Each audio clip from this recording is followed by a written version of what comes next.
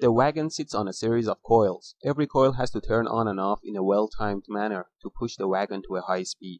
Same thing is done in a railgun. There are a few coils that accelerate the projectile.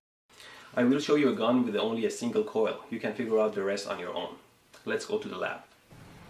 So here's the coil I made and a steel bullet. If I put the steel bullet inside the coil and turn the coil on, it will attract the bullet and accelerate it towards the center. As soon as the bullet reaches the center, if I keep the coil on, it will still attract the bullet and decelerate it towards the center. So the bullet will continue oscillating for a few times and stops at the center.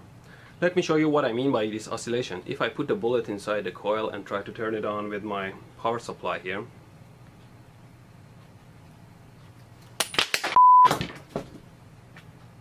well, it's always safer not to work with live loose wire, so instead I'm using these alligator clips here.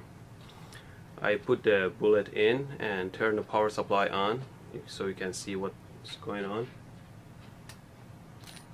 There you go, you saw what happened. Oh, shit. Always make sure the wire gauge can handle the high current. You can see the oscillation I was talking about here. So the key to a successful launch is that when the bullet reaches the center of the coil must turn off. Now to do that, I'm going to use an infrared sensor like this one that will detect the tip of the bullet and will turn the coil off. Here's the schematic of the circuit I made. You can analyze it if you like.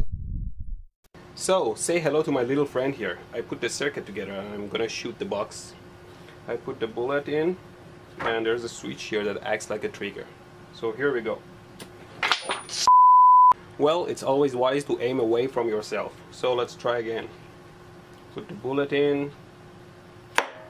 Wow! Let's try it a couple more times.